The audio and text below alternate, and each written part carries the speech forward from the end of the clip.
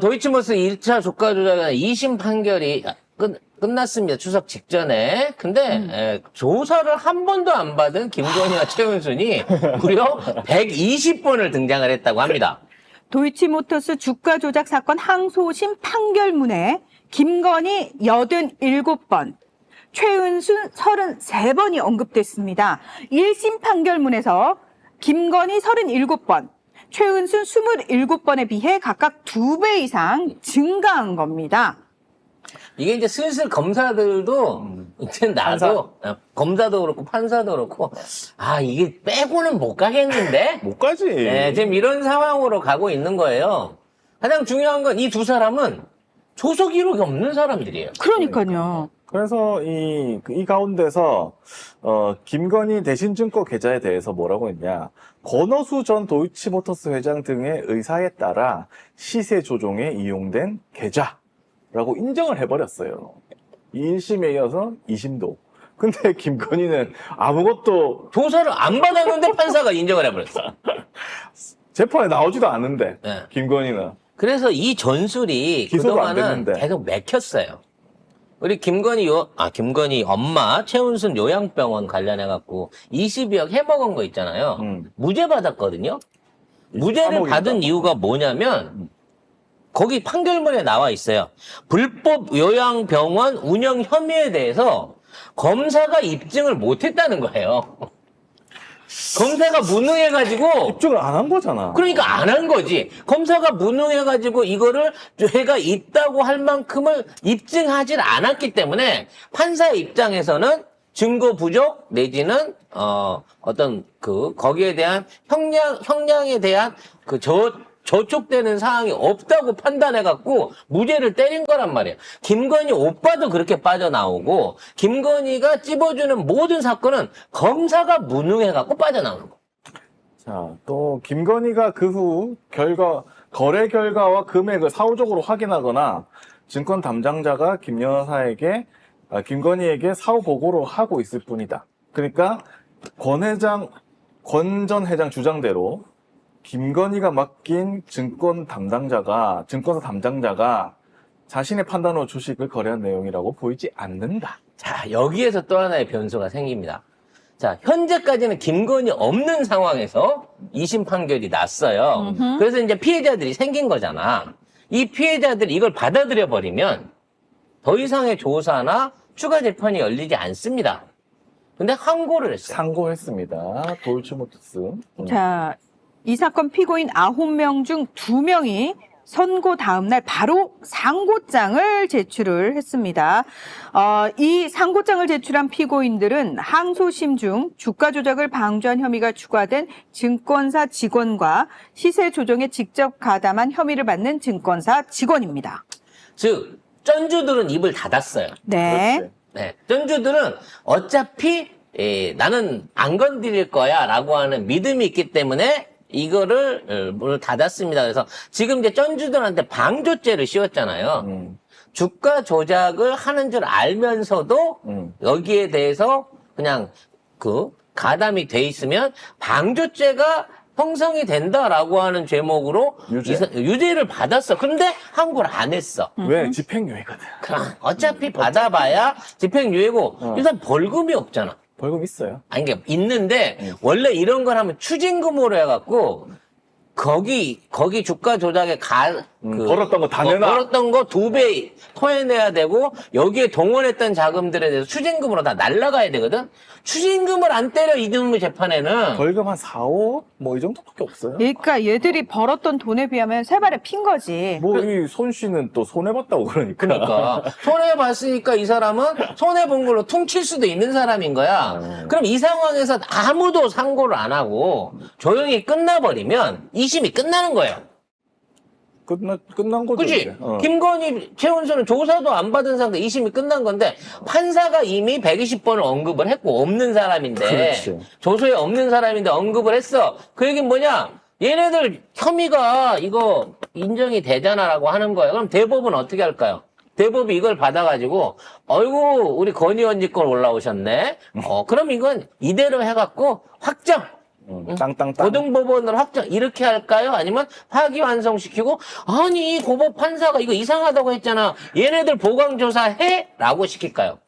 정상적이면 보강조사해야죠. 끝내겠죠. 정상적이지 않잖아요. 대법원이. 그러니까 대법원이 지금 있는 상황에서 상고를 한 지금의 증권사 직원 2명. 걔네들을 무죄 주면서 기존의 나머지 사람들을 확정라고 해버리면 김건희, 최은수는 1심에 관련된 주가 조작으로 23억을 벌었으나 검찰이 직접 조사하거나 기소한 내용이 없어서 3심 판결이 끝나버릴 수 있는 거라는 거죠. 이러니 특검을 해야죠. 아니, 특검하면 돼요. 하면 되는데, 김건희가 이 정권 하에서는 절대 사법부에서 처벌받지 않을 것이다. 지금, 누구야? 이원석도 나갔거든요? 나가면서 법이 어떻고 막 난리를 쳤어. 근데, 말이 되는 소리를 해야 되는데, 헛소리 하고 갔고, 심우정도 검찰 이제 갔어요. 검찰총장 됐어요. 16일부터 시작됐죠, 네. 임기가. 안 돼. 깜깜할 지금 정권에서는 겁니다, 안 돼. 이미 검사들이 들고 일어날 거고요. 판사들이 협조 안 해줄 거예요. 아니, 검사들 안 들고 일어날 겁니다. 검사들은 이 정권에서는 안 들고 검찰이 일어나요. 끝났어요. 끝났어. 자, 아무튼 현행에 있는 이 견찰들한테 맡겨놓으면 김건희, 윤석열, 최은수는 절대 법망에서 어떻게든 처벌할 수가 없습니다.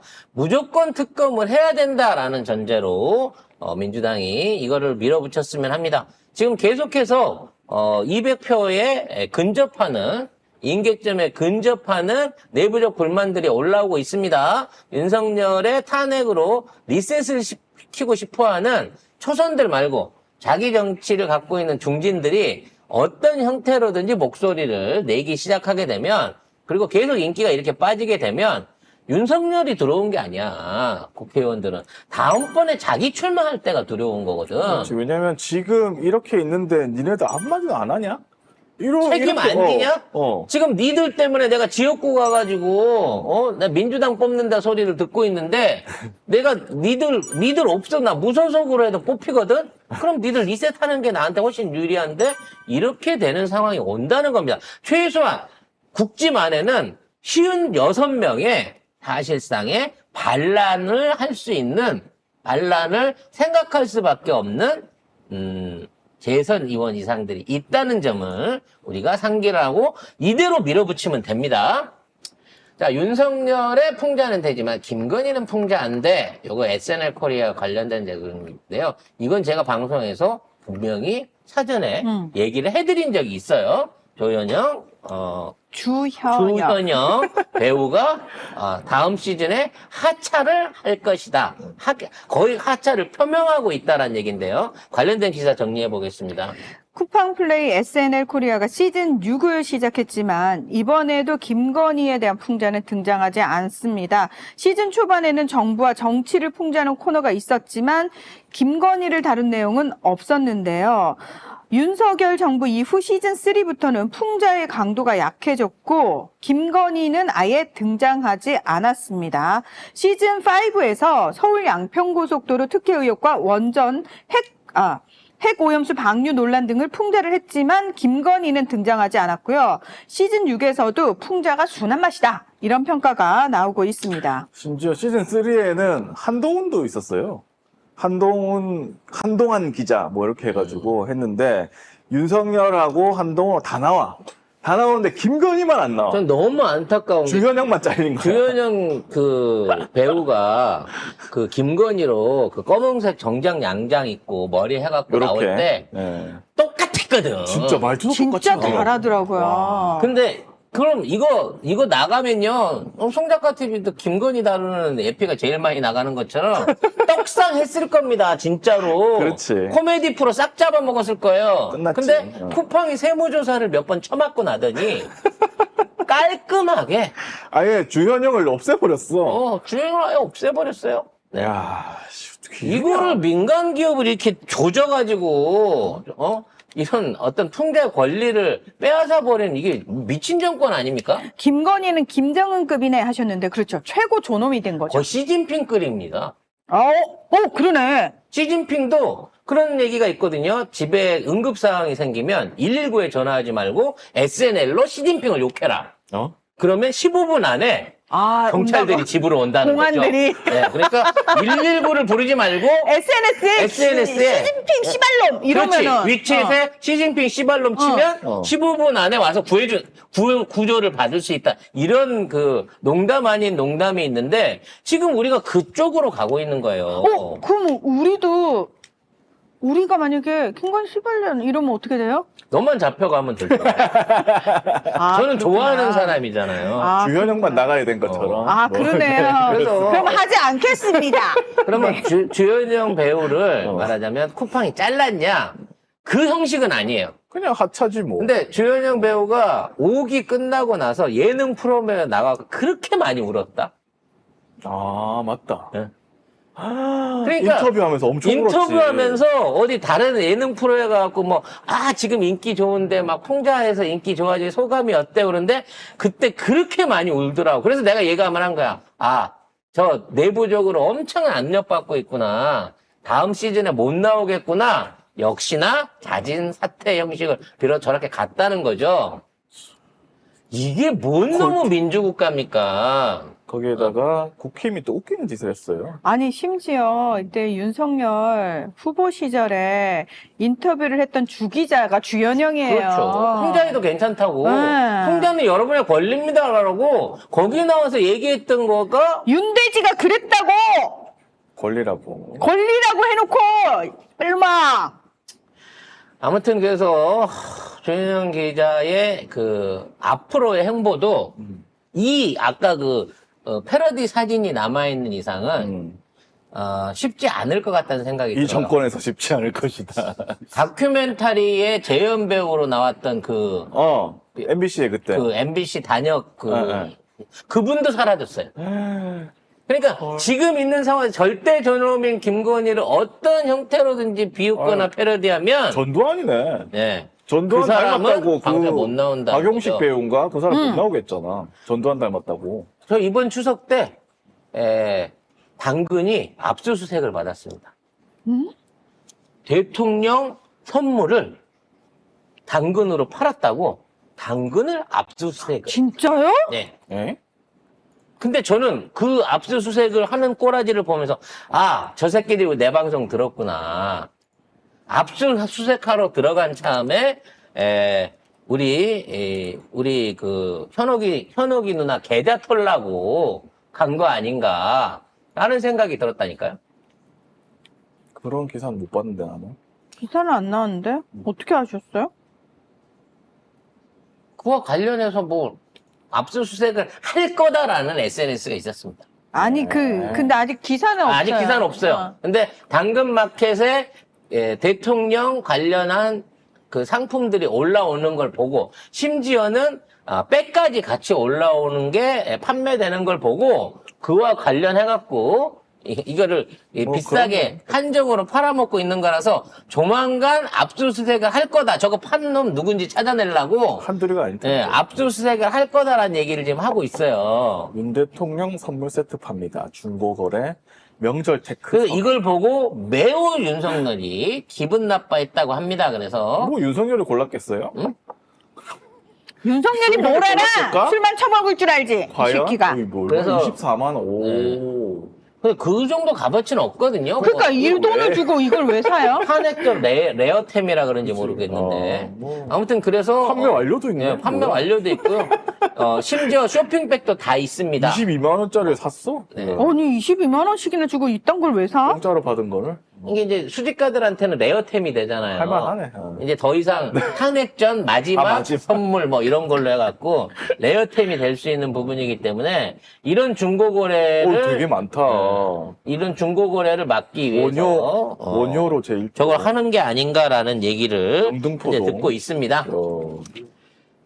그래서 JTBC 앵커가 고대영 앵커요. 앵커가 처분이 없어. 그와 관련해서 윤석열 정부와 정책에 대해서 비난을 했다고 그랬는데 문제는 앵커의 부인이 민주당이다. 좌파다. 이런 식으로 국힘이 물고 늘어지고 있어요. 처분이 없다 진짜. 이게 오대영크가 정부 비판을 많이 하니까 국힘이 나서가지고 국힘 뭐 특위가 있대요. 뭐라고 했냐면 오대영 앵커 배우자는 민주당 유력 정치인의 출판 기념회 사회를 보고 최근에도 민주당 경기도당 대회 사회를 보면서 당원 동지라고 언급하는 등 정치적 편향성을 노골적으로 드러내고 있다. 아니 그럼 사회를 보러 가서 이 나쁜 민주당 새끼들 왜 모였어 그러냐? 돈 받고 사회 보러 갔는데? 너무 웃긴다. 대통령 부부는 공인이라서 마음껏 비난해도 되고 자신과 배우자는 공인이라도 비평의 영역에서 제외시키란 주장은 국민들이 보기에 논리적으로 납득이 안 되는 모순된 주장임을 오앵커 스스로 곱씹어보기 바란다. 오냐 너 말 잘했다. 아, 뒤집어서 해야지. 야 대통령 부부는 공인이잖아. 마음껏 비난해도 돼. 아니 앵커 그게 싫으면 대통령 자리에서 내려오면 되잖아. 능력도 없는 것들이 쳐 앉아가지고 나라를 팔아먹고 있으니까 우리가 국민들이 비판하는 거 아니야? 아니, 언제부터 앵커 배우자가 공인이 됐어요? 아유 이 무서워서 야, 앵커랑 결혼도 못하겠네. 야, 그럼 우리 집사람도 공인인가요? 엄청나다, 엄청나. 이놈의 수준 진짜 엄청나. 제 남편도 조심하셔야 되는 거예요. 네. 제 남편분 조심하시기 바랍니다. 예. 국짐의 수준이 오이 듣고 있는 남편이 있어? 갑자기 궁금해지네? 예, 남편분 알아서 조심하시기 바랍니다. 예. 그러니까 막 오대영 라이브에 대해서 이 패널 구성에서 주제 선정까지 이거 언론 개입이에요. 편성 개입이고 이거 헌법 위반입니다. 편파 방송 종합 세트라고 지적을 했어요. 아니 그 과거에 신장식 쫓아내고 야. 다른 앵커들 본인을 비난해갖고 쫓아내는 것까지는 그래 이해할 수 있다고 치자. 방송 진행자가 뭔가 편파적으로 느껴질 수 있다라고 방송국에 항의할 수 있다고 했죠. 부인이 뭔 상관이냐고요. 야. 그럼 뭐 부인이 국진당을 열렬히 지지하는 지지분자면 그러면 뭐 괜찮아, 그거는? 그건 괜찮은 거고. 되게 웃긴다. 아니 그러면 영부인이 김건희가 공인도 아닌데 네가 뭔데 소방서를 가고 네가 뭔데 마포대교를 가고 네가 뭔데 다문화 가정 애들을 청와대로 대통령실로 부르고 네가 뭔데 여기저기 돌아다니면서 국민들 한 분 한 분의 삶을 보듬기 때문에 아니 네가 뭔데 공인도 아닌데 백을 받아. 네가 뭔데 공인도 아닌 주제에 네가 뭔데